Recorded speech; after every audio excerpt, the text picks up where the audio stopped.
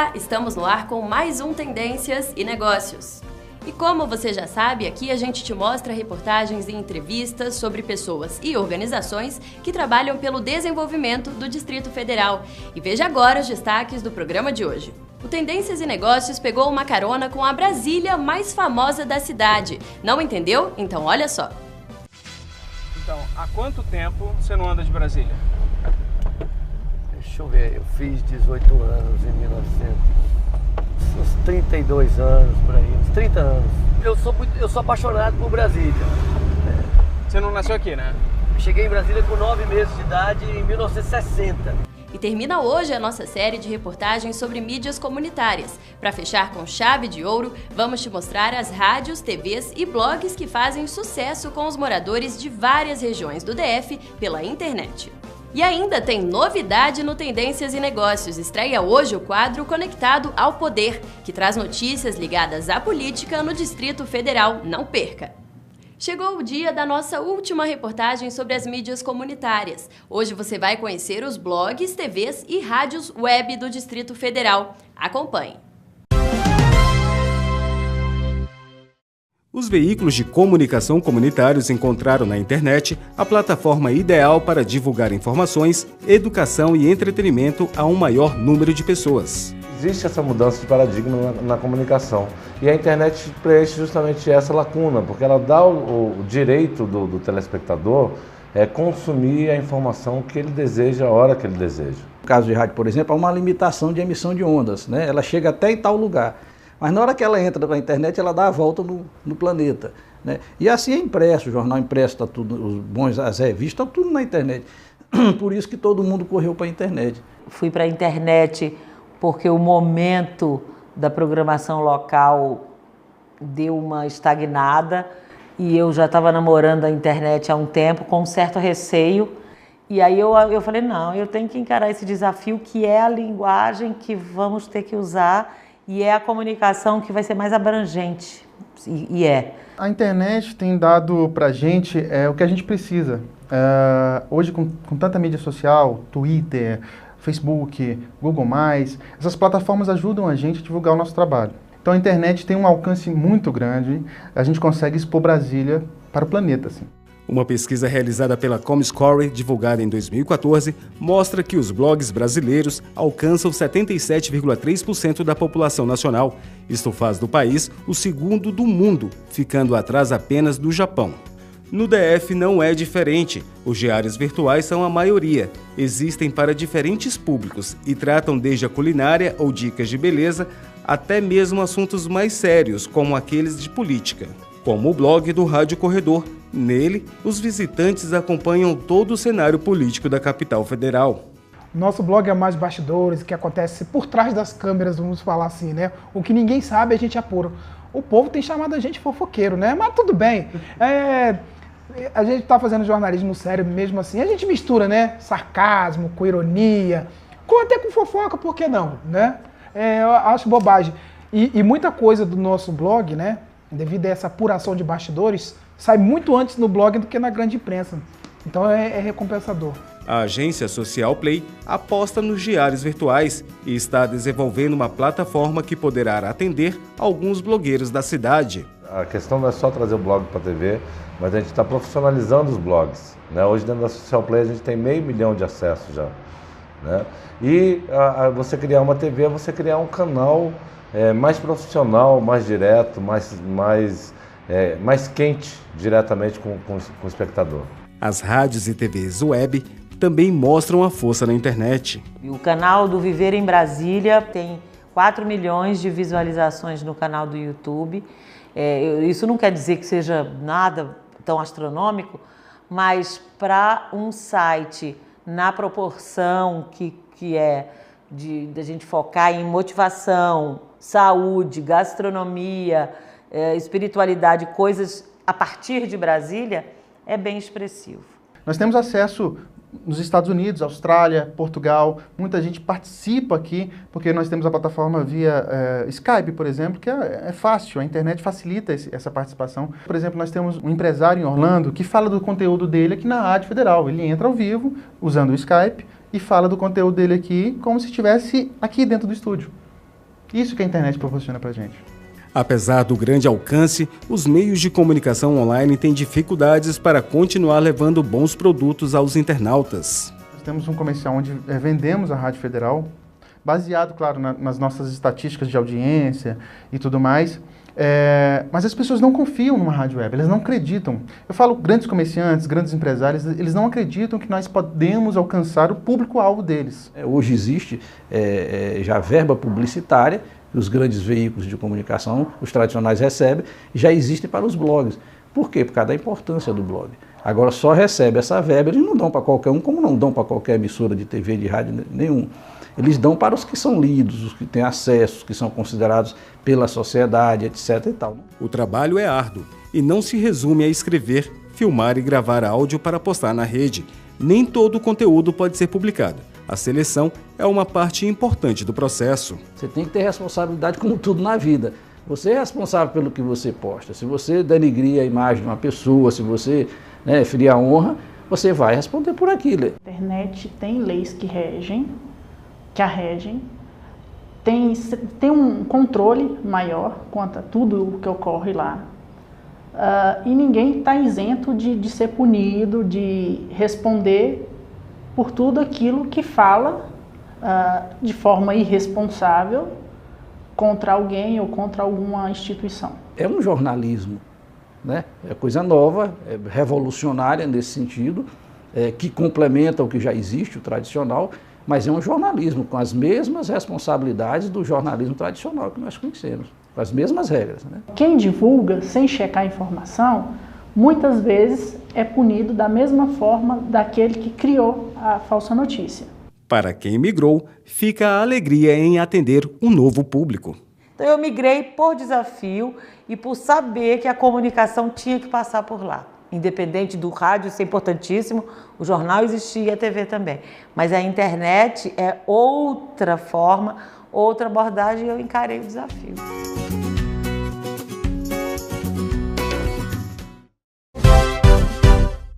E o Conselho Regional de Corretores de Imóveis, o CRECIDF, promoveu um dia diferente para os corretores da cidade. Vários profissionais que atuam no setor imobiliário dedicaram um dia para doar sangue. Confira. Seja para quem quer curtir a folia ou apenas descansar, o Carnaval é um dos feriados mais esperados do ano. O movimento nas estradas aumenta e a violência no trânsito também. Dados da Polícia Rodoviária Federal mostram que, no ano passado, o número de acidentes nas estradas do DF cresceu 12% e 3 pessoas morreram na volta para casa. Vidas que podem ser salvas com um ato simples, a doação de sangue. E essa foi a atitude tomada por corretores de imóveis do Distrito Federal. Um mutirão de profissionais do ramo imobiliário foi até a Fundação Hemocentro de Brasília com uma única intenção: fazer o bem. A campanha foi organizada pelo Conselho Regional de Corretores de Imóveis, que há 5 anos promove o Cresce Solidário. Nós, corretores de imóveis, doamos o nosso sangue no nosso trabalho dia a dia. Mas nós estamos tendo hoje a oportunidade de fazer a doação física do sangue e, consequentemente, nós sabemos que será utilizado para salvar muitas vidas. Doar sangue é um gesto de amor ao próximo e a campanha Cresce Solidário trouxe cerca de 55 corretores para fazer a doação à população brasiliense. Faz-se necessário essas campanhas, não deixe de ser uma forma de confraternização entre colegas, podendo salvar vidas conosco. Doar sangue é simples e, ao contrário do que muita gente pensa, não dói. Mas quem quer doar precisa ficar atento a alguns pré-requisitos. Ter entre 16 e 69 anos, pesar mais de 50 quilos, ter um bom estado de saúde, não estar em jejum, mas também não ter ingerido alimentos gordurosos nas últimas horas. Quem vai doar sangue não pode estar em tratamento com medicamentos ou ter realizado endoscopia nos últimos 6 meses. Nas 12 horas que antecedem a doação, não é permitida a prática de exercícios e nem a ingestão de bebida alcoólica ou de cigarros. Além disso, o doador não deve ter feito tatuagem, colocado piercing e nem maquiagem definitiva há menos de 1 ano. A última e não menos importante exigência é sobre o período de sono da noite anterior, que deve ser no mínimo de 6 horas. Quem participa da campanha aprova a iniciativa. O sentimento de ajudar as pessoas é muito bom, né? A gente sai daqui com o coração aliviado, A doação de sangue não atrapalha em nada no dia a dia da gente, né? E é tão bom ajudar as pessoas, né? Aquelas pessoas que precisam. Muito bom. Para salvar a vida, né? Para salvar a vida das outras pessoas, muita gente precisa. E se todo mundo viesse doar sangue, todo mundo na idade, no peso, viesse doar sangue, com certeza ia ter sangue suficiente para todo mundo que precisa.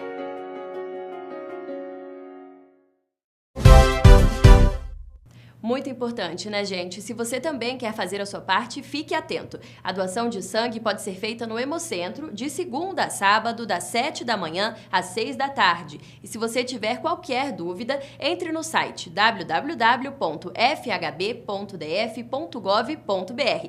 Vamos doar! E agora a gente vai falar de um dos meus assuntos preferidos, comida. Quem me conhece sabe, mas eu tenho certeza que essa palavra também te interessa. Novidade aqui no Brasil, os food trucks estão cada vez mais presentes em grandes centros como São Paulo, Belo Horizonte e Brasília. A gente fazia arroz carreteiro entre amigos. Aí no decorrer do tempo foi crescendo, a gente comprou a combinha, que é uma combinha que a gente começou a trabalhar. E em 2012 a gente viu, vamos comprar uma coisa maior, que a combinha já não suportava a quantidade de pessoas. A gente comprou o caminhão. A partir desse momento, aí a ideia do food truck começou a crescer muito.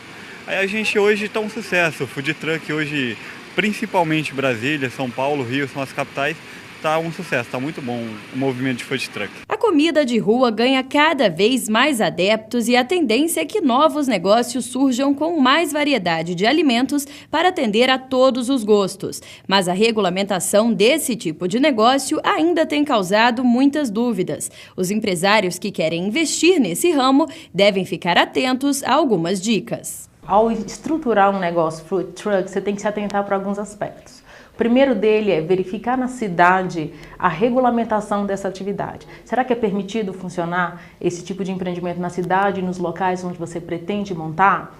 Porque no caso do Distrito Federal nós temos as administrações regionais. É interessante que o empreendedor vá até a administração e conheça também as exigências dos órgãos de fiscalização, o caso da GFIS, o caso da Vigilância Sanitária.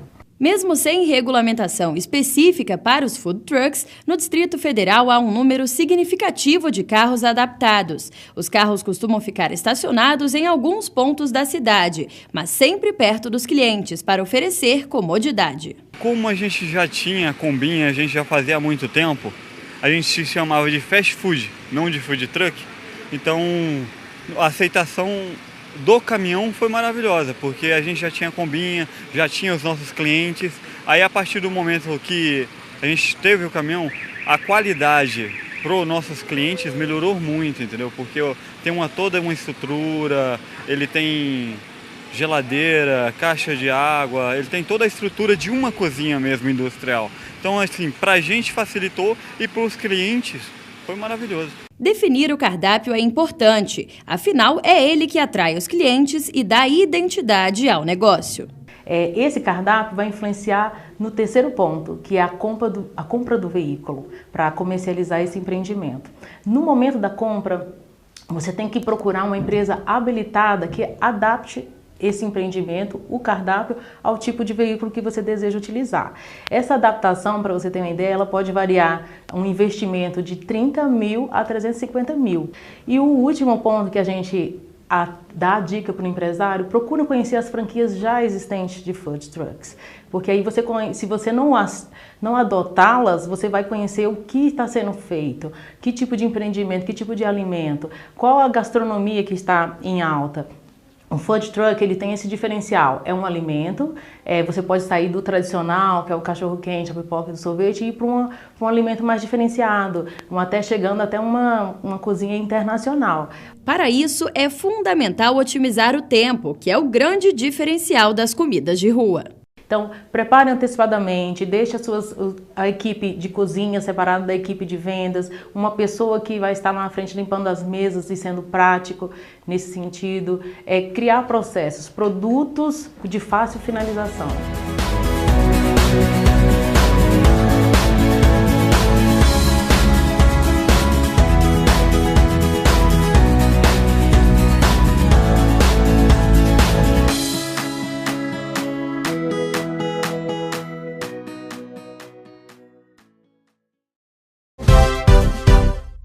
a seguir você vai conhecer um novo quadro do Tendências e Negócios, que vai trazer notícias sobre a política no DF. A gente volta depois do intervalo, não sai daí.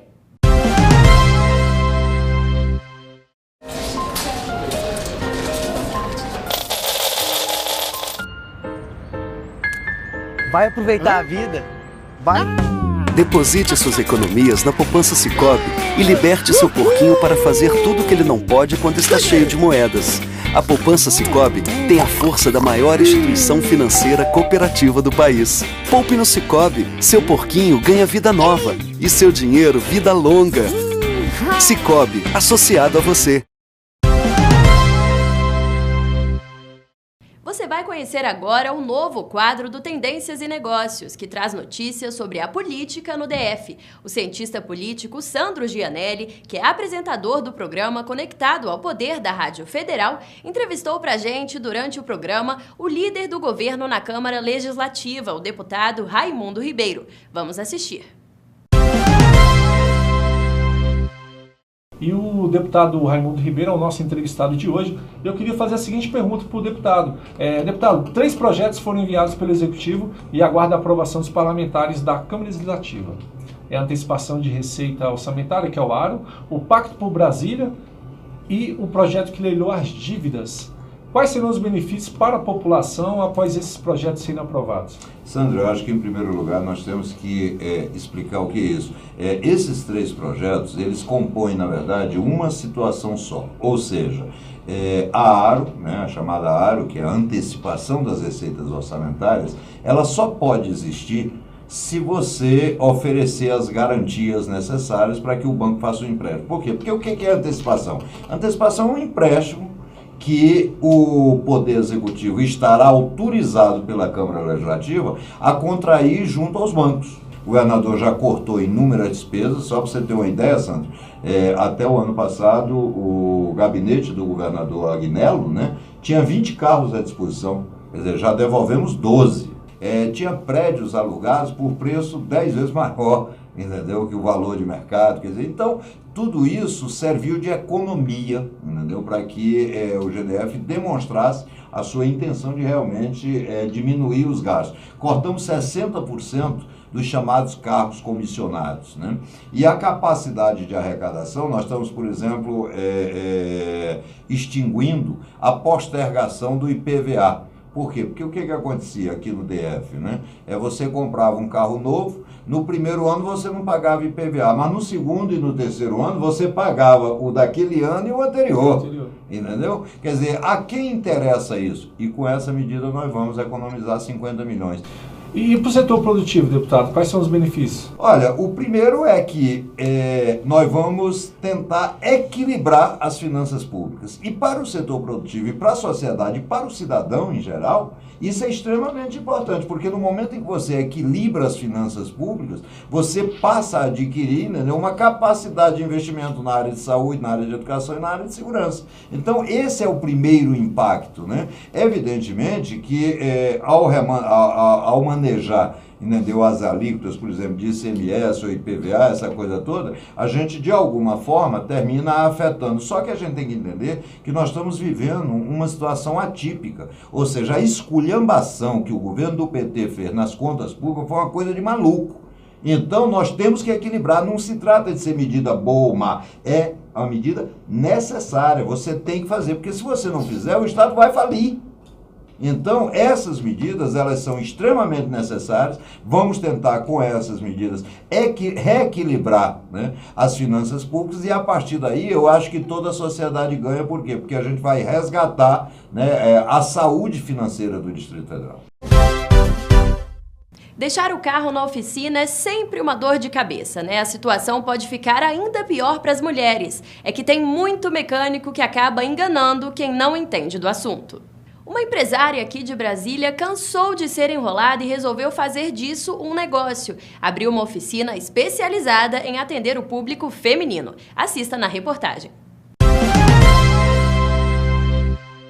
Você sabe quando vence sua carteira de motorista? 2015. Que mês? Mês 8. Você sabe qual que é o tipo de extintor certo para o seu carro? Não. Percebendo que a maioria das mulheres tem dificuldade de se planejar quando o assunto é carro, esta oficina resolveu ajudá-las. Conhecida pela clientela feminina, a oficina Meu Mecânico tem a equipe formada por várias mulheres, que além de botarem as mãos na graxa, cuidam para que as clientes estejam sempre ligadas a todos os cuidados que envolvem o carro. A gente costuma lembrar muito as mulheres exatamente por causa disso, porque ela não fica muito ligada no quesito carro, né?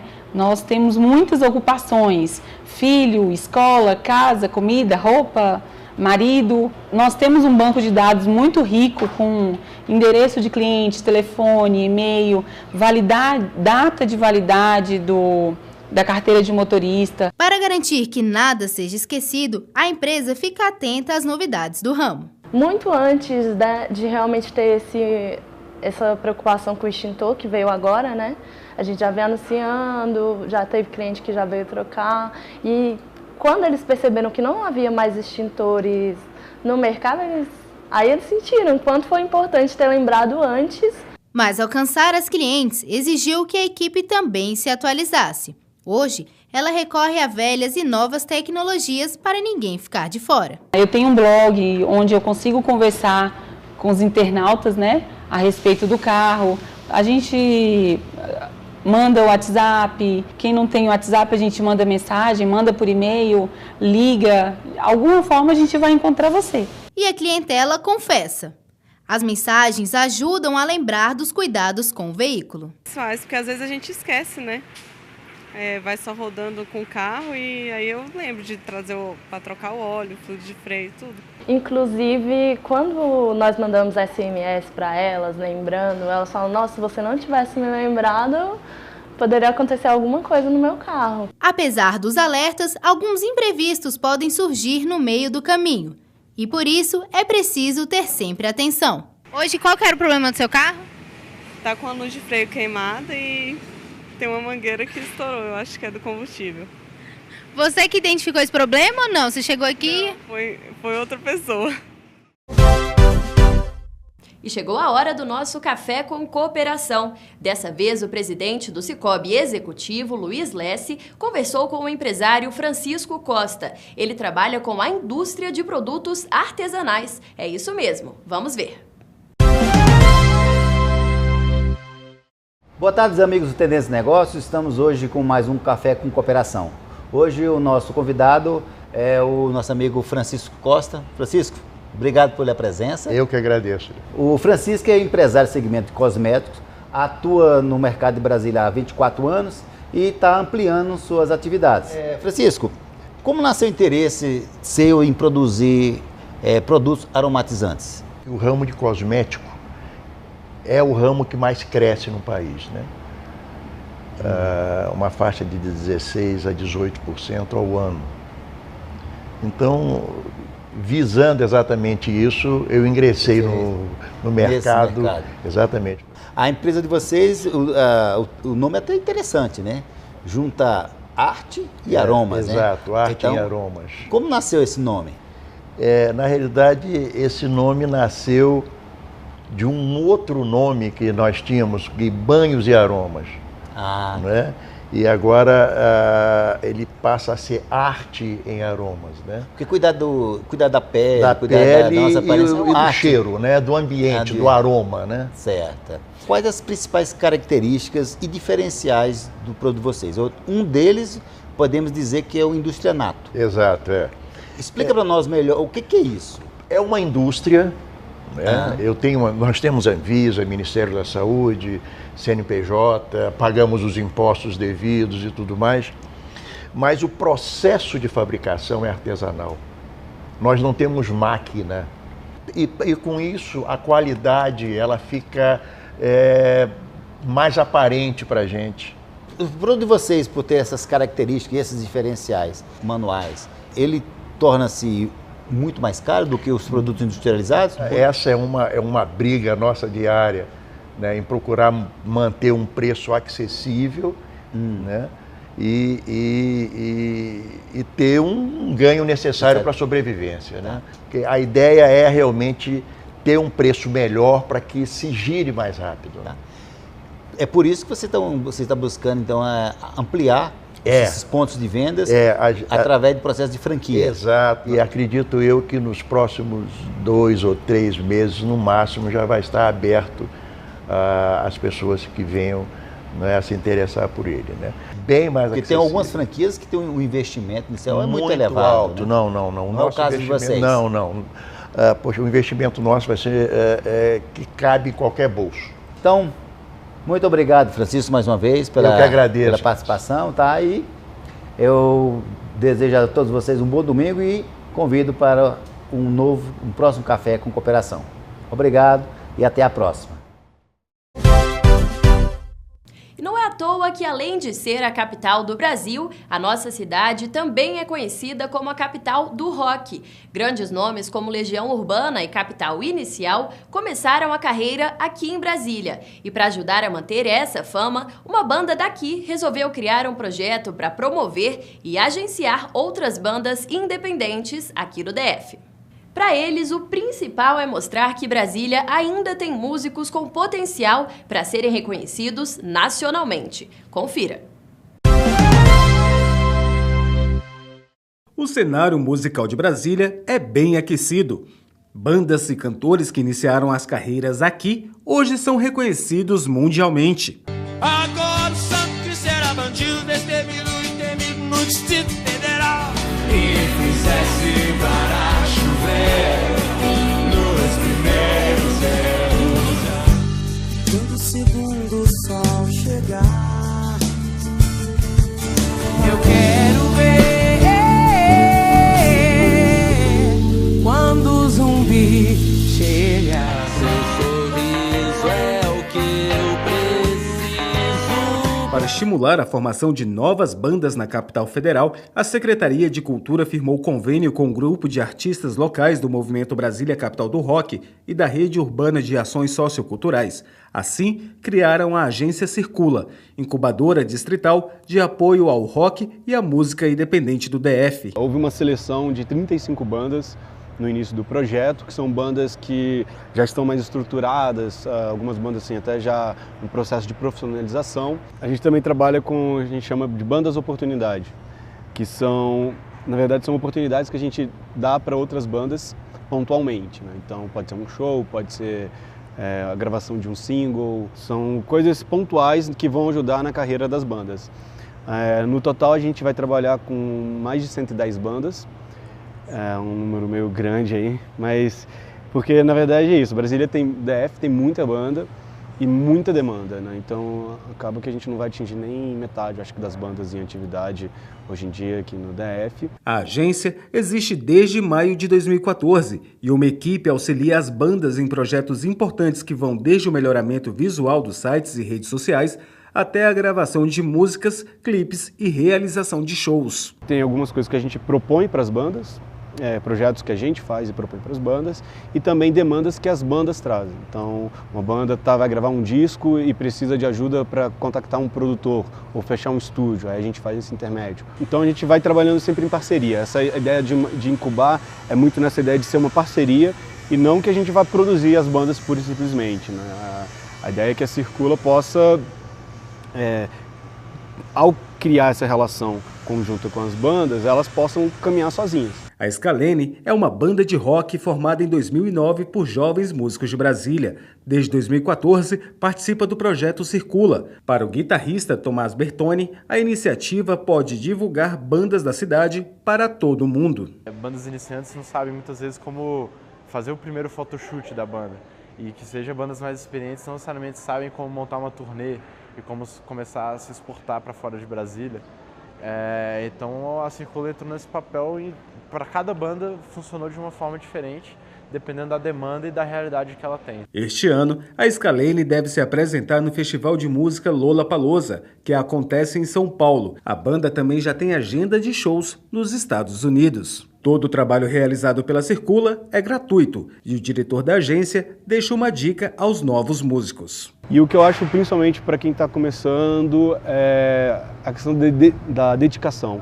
A dedicação tanto artística quanto empreendedora. Acho que hoje em dia, mais do que nunca, não adianta a pessoa achar que vai só ser músico, no sentido que ser músico é só chegar no estúdio, tocar, chegar no show e tocar. Existe uma necessidade de uma noção de empreendedorismo na carreira de músico, e isso é o que eu falo para as bandas quando elas estão começando. Se atente para o artístico e para o lado empreendedor. Eles têm que andar juntos. O que vai ser de nós, de você, sem ter alguém pra entender?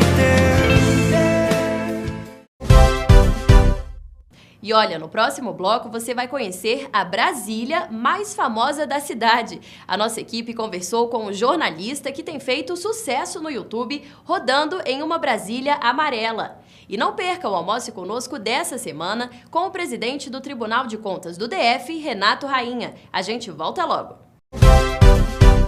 Se você quer saber de tudo o que acontece na capital do país, você não pode perder Tendências e Negócios, o seu canal Business.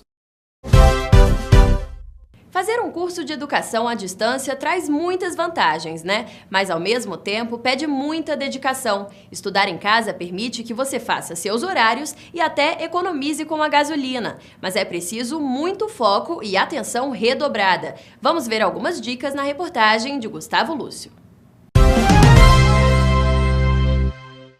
O ensino à distância é a tendência que vem crescendo no mundo todo. Aqui no Brasil, não é diferente. O Ministério da Educação estima que até 2022, mais de 1 milhão de pessoas estejam matriculadas nesse tipo de ensino, o que representa 16% do total de matrículas no mercado.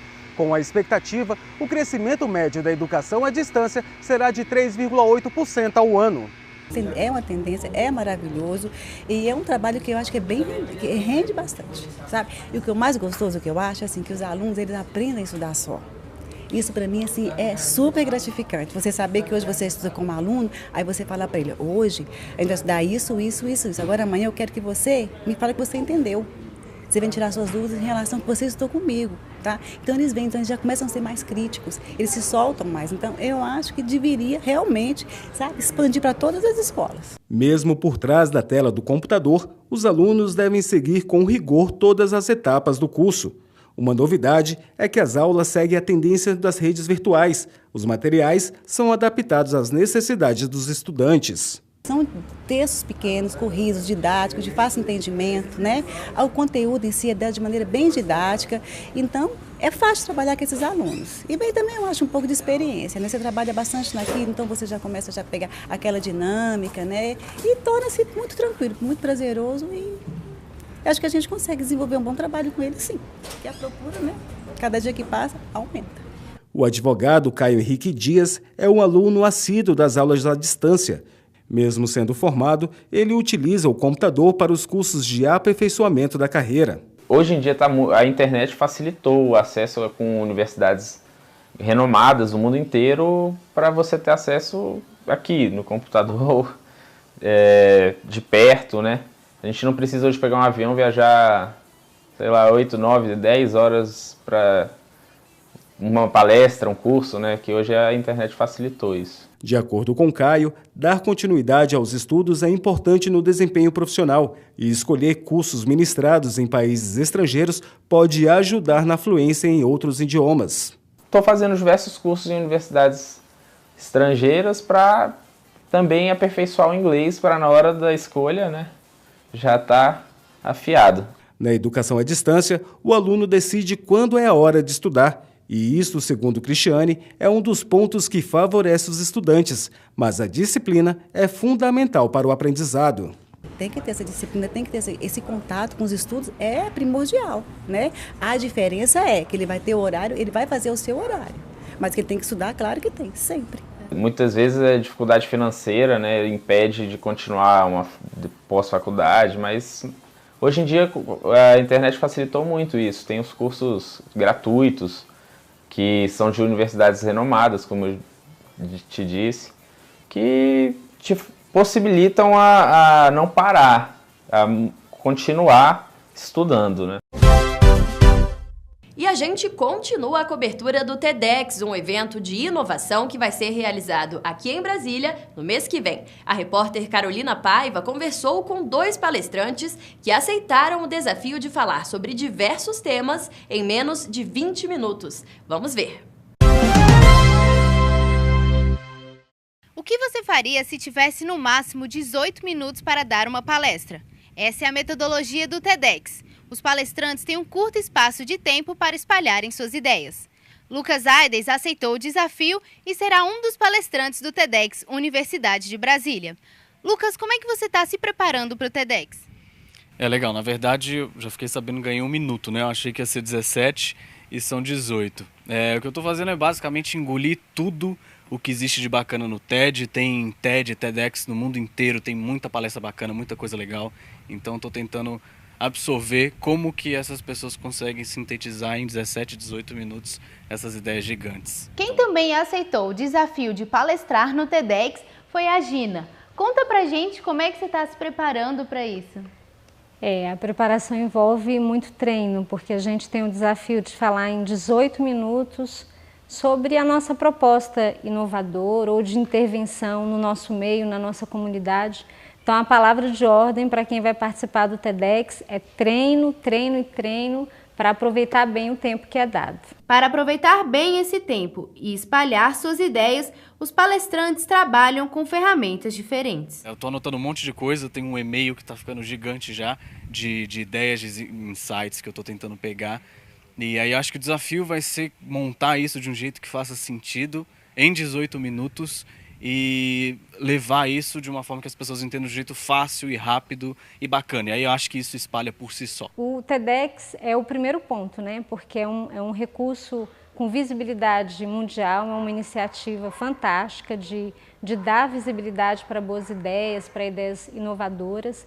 Mas, além disso, no relacionamento com os meus pares, na escola onde eu trabalho, nos grupos aos quais eu faço parte, eu pretendo passar a proposta da construção de uma prática pedagógica diferenciada. Além de compartilhar experiências, Gina e Lucas entendem que por trás do TEDx existe a importância de provocar uma transformação em Brasília. O que move o mundo são as pessoas, e as pessoas movem o mundo a partir das suas ideias. Então, a proposta do TEDx é exatamente disseminar, espalhar, difundir boas ideias, ideias inovadoras, diferenciadas. Então, é fundamental que a gente tenha a possibilidade de conhecer pessoas que estão fazendo a diferença onde quer que estejam. Eu acho que é de uma importância gigante, eu fiquei super feliz de saber, primeiro que vai ter aqui em Brasília, e aí, bom, saber que eu fui chamado para ir nem se fala, mas eu acho que é um evento que inspira muita gente, traz muita gente bacana, junta num lugar só. Isso acontece pouco, infelizmente, aqui em Brasília. Então, acho que o TEDx vai ser um evento que, é uma oportunidade gigante de muita gente bacana se encontrar. Os palestrantes sabem que o compromisso de representar um TEDx na capital é grande. O primeiro sentimento que a gente tem é de muita responsabilidade, porque os TEDx que a gente acompanha nas redes sociais, que têm sido divulgados nas diferentes plataformas, eles mostram pessoas de muita expressão que participaram. Quando a gente entendeu que tinha assim, uma ideia ali, eu fiquei super animado, super feliz e estou dormindo com isso o dia inteiro, agoniado, querendo fazer logo. Assim. Com o tema Brasília, um lugar de possibilidades, Lucas e Gina também vão comprovar que a cidade é solo de grande desenvolvimento. Brasília é sim uma terra muito fértil, é uma terra que exporta muito talento em publicidade, que é a área que eu trabalho, então vejo isso bastante. E eu acho que tem um lugar muito bacana para desenvolver qualquer tipo de inovação, de criatividade. Acho que é uma terra muito fértil. Brasília para mim é um lugar de muitas possibilidades. Meus pais vieram para cá no período da construção da cidade, exatamente em busca de possibilidades. E eles conseguiram colocar as raízes deles aqui, nos educaram aqui. E a possibilidade maior que eu vi em Brasília foi em relação à educação. Eu frequentei escolas públicas de Brasília, essas escolas me transformaram a minha história de maneira tal que eu decidi que também queria ser professora para permitir a outras pessoas, aos meus alunos, essa experiência de transformação. A menos de um mês do evento, eles garantem que vão transformar Brasília. Eu vou falar um pouco sobre atrevimento, o que eu vou estar tentando falar ali na palestra. E eu acho que a minha história tem um pouco disso, assim, acho que não tem nada mais atrevido do que morar na Rússia, né, para um brasileiro. Então ficar 3 anos lá naquele inverno e tudo que aconteceu antes, eu morei em Madrid, em São Paulo, tomei algumas decisões na carreira que, para o momento, eram muito grandes ainda. Muitas decisões são tomadas assim e precisa de bastante atrevimento. Eu acredito que não há nada com maior poder de transformação do que a educação. E a minha ideia, né, que vai ser difundida através do TEDx, ela partiu da compreensão de que nós temos um modelo educacional que precisa ser repensado, revitalizado, a gente precisa construir um novo paradigma. Então, acredito que colocar essa proposta para que outras pessoas reflitam, pessoas que têm uma sensibilidade para o tema da educação, pode ser interessante. Há quanto tempo você não anda de Brasília? É com essa frase que o jornalista aqui da cidade ficou famoso. Ele criou um canal no YouTube e dentro de uma Brasília amarela já entrevistou gente famosa e gente polêmica. Dá só uma olhada.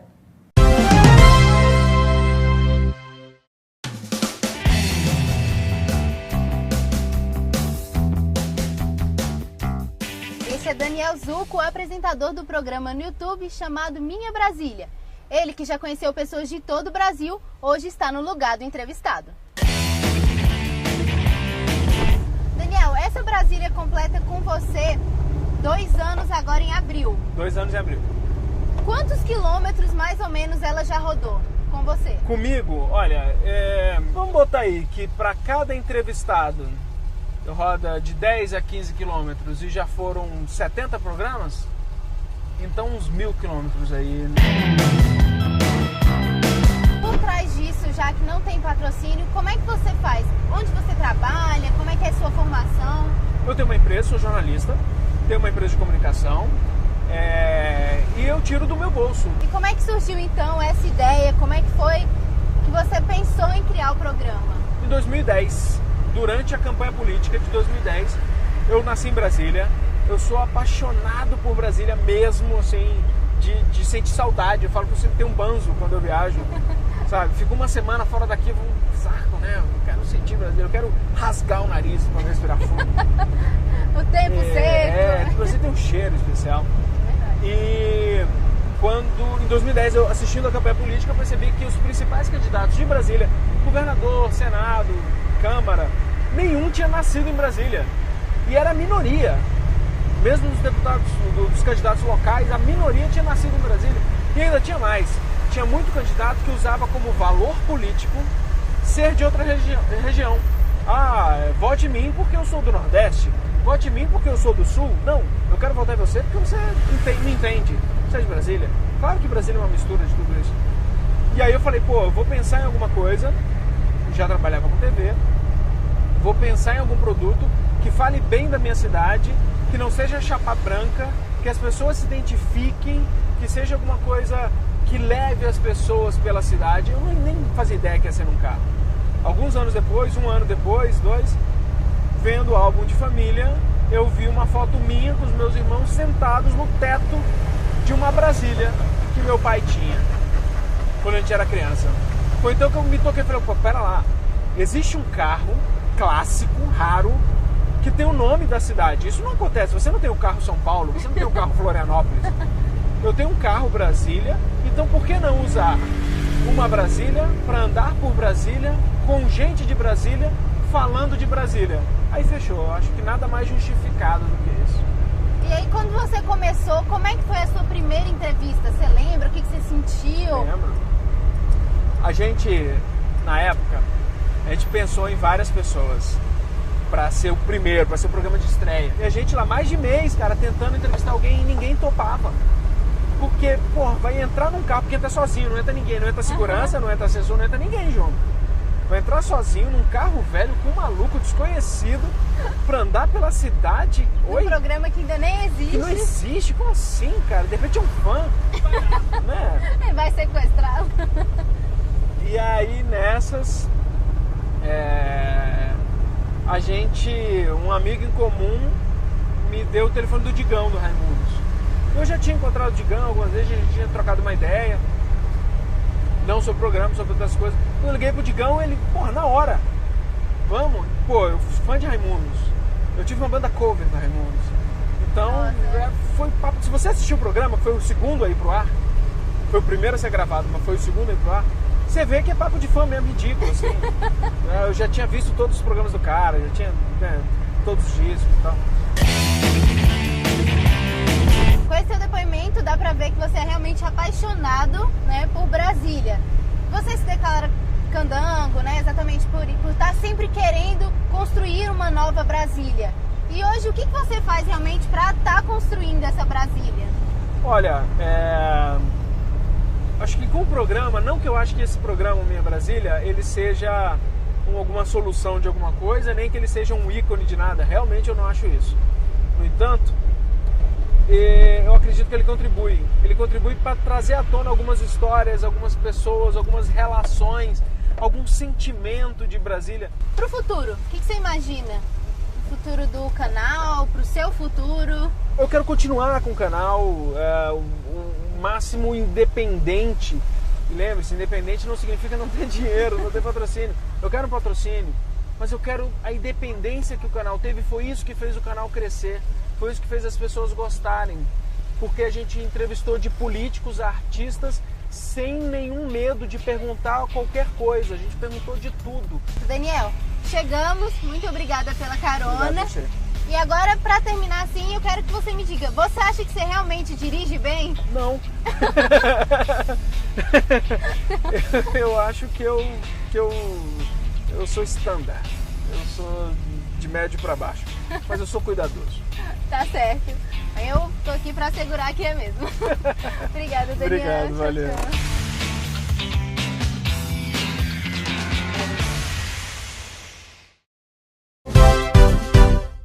E o Almoce Conosco dessa semana é com o presidente do Tribunal de Contas do DF, Renato Rainha. Ele, que tem a função de fiscalizar as contas públicas, vai falar um pouco sobre a herança do governo Agnello. Assista na entrevista do nosso diretor executivo, Alex Dias, com a presença especial de Toninho Pop. Estamos aqui mais uma vez no Latambuí, no Parque Shopping, para apresentar o quadro Almoce Conosco. Nosso convidado, quer dizer, já faz parte do programa do Esse Negócio, Toninho Pop, e nosso convidado especial, presidente do Tribunal de Contas do Distrito Federal, Renato Rainha. Tudo bem, Renato? Tudo bem, Alex, um prazer estar aqui com você e com o Toninho Pop. Mas vamos contar um pouco da sua trajetória política, né? Que você foi um homem de muitos votos aqui em Brasília, né? Sim, Alex, eu fui para a política em razão da minha atuação no Sindicato dos Delegados de Polícia. Participei da primeira eleição em 1994, eu fui eleito com 5.589 votos.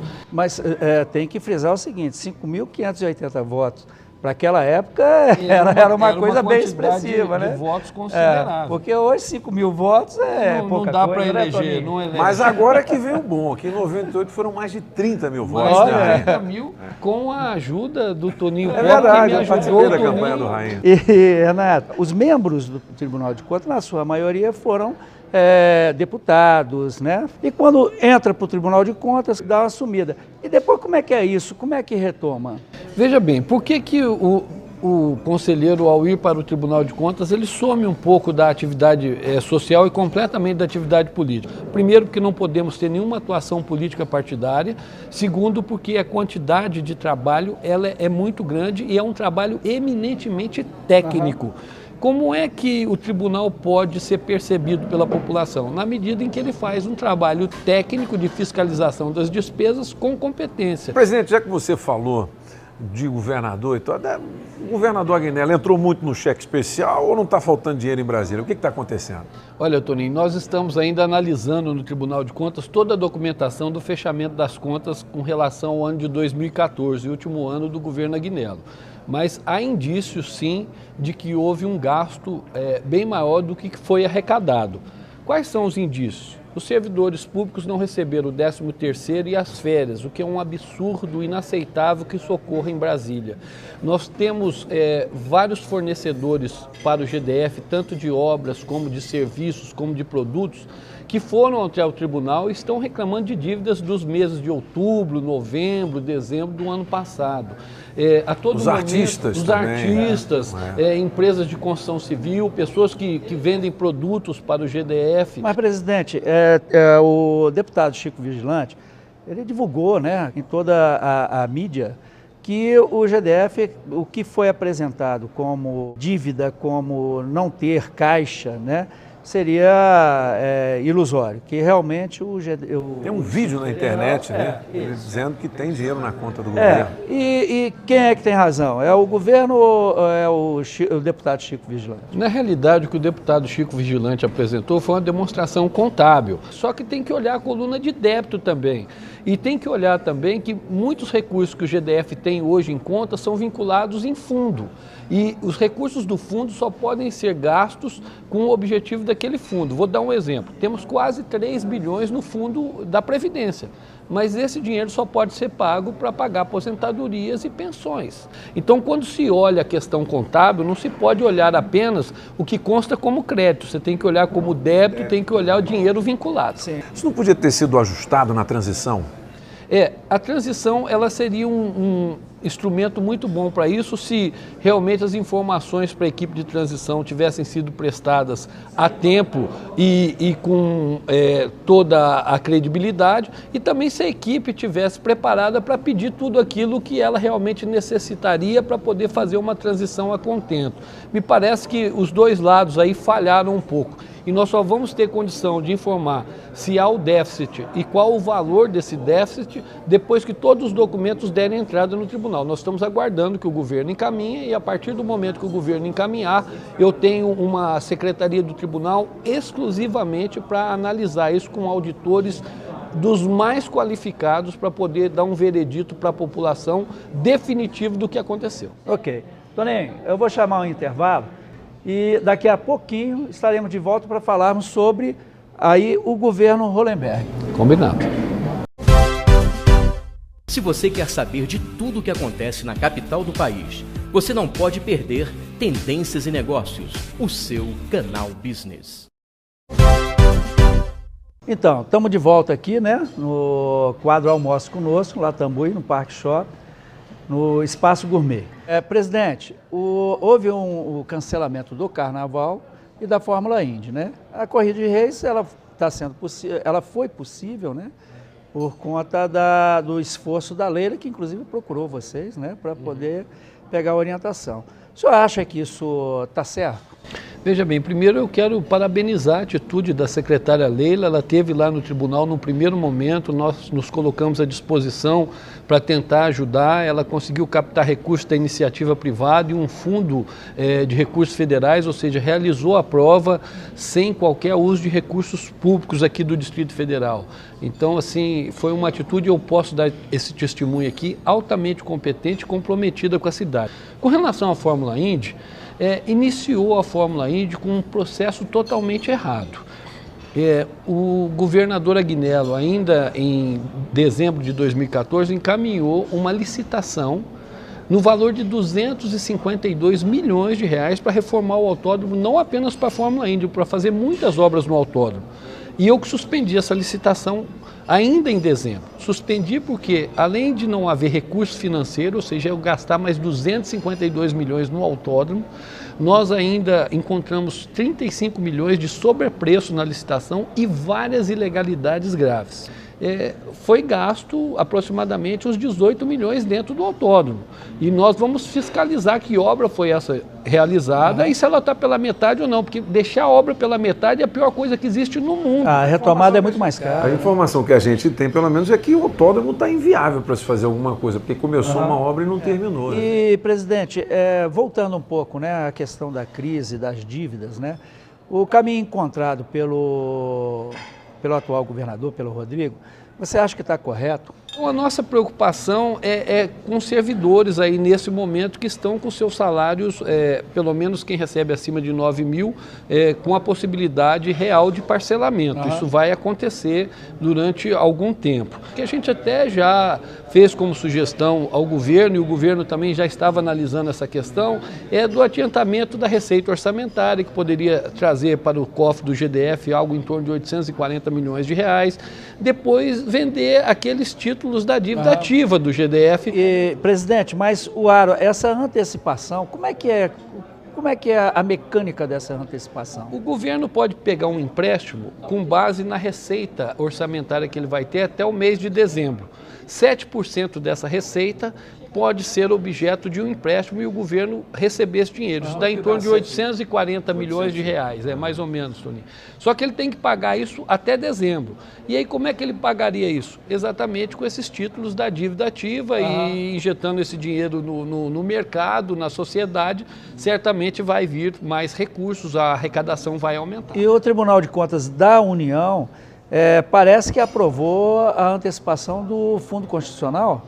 Na realidade, a leitura que faço daquela decisão que o TCU tomou, não foi que ele determinou que se repassasse, foi que ele orientou que se repassasse e disse à União que não havia nenhum empecilho legal para que a União repassasse esse adiantamento.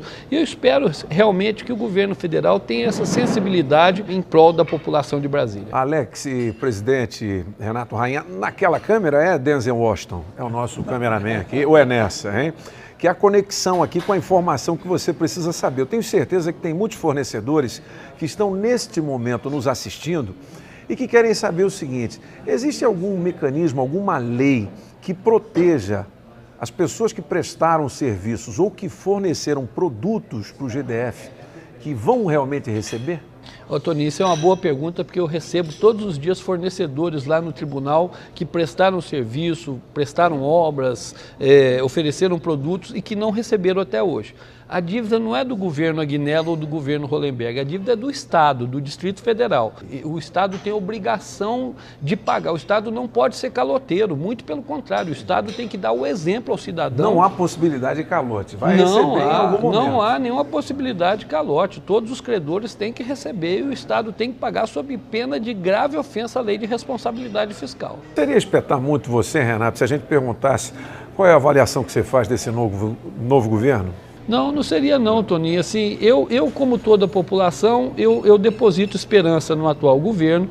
Eu vejo um secretariado muito preparado, alguns secretários com muita experiência, outros nem tanto, mas eu acredito muito na burocracia, no corpo técnico de servidores do Distrito Federal para dar esse suporte. Toninho, vou aproveitar aqui essa sua última pergunta e gostaria, presidente, diante de tanta crise, de tanta dívida, que o senhor desse uma mensagem de otimismo, para que a gente pudesse realmente se fortalecer, levantar a autoestima e continuar o nosso trabalho, sim. Eu acredito muito no propósito do atual governador, como eu disse, mas acredito sobremaneira na população trabalhadora aqui do Distrito Federal em ajudar a superar essa crise, em cobrar que as pessoas responsáveis pelos órgãos e instituições que têm que trabalhar no desenvolvimento econômico realmente trabalhem para gerar emprego, para gerar tributos, para gerar políticas públicas de qualidade. Eu estou esperançoso, eu acredito que, não sei se nesse ano, porque a crise é grande, o ano que vem eu acho que nós vamos ter Brasília colocada nos trilhos e no caminho que todos nós desejamos de uma cidade com qualidade de vida para que todos nós possamos morar com alegria. Ok, Toninho. Legal. Só agradecer essa grande audiência aí, muitas pessoas estão comentando comigo esses meus almoços aqui com você e com as autoridades que vêm convidadas aqui. Obrigado, Alex. Obrigado, Renato. Obrigado, Toninho. É um prazer. Convidado dos cabeças, hein? Sim. Foi o primeiro cabeças da notícia, exatamente. Que como presidente, foi o cabeça. Olha que bacana. Então encerramos aqui o quadro Almoce Conosco e até o próximo domingo. Obrigado. E essa edição do Tendências e Negócios termina aqui. Não se esqueça que você também pode assistir ao programa no nosso canal do YouTube, www.youtube.com/programatem. Continue com a programação da TV Brasília e semana que vem tem mais Tendências e Negócios. Até lá!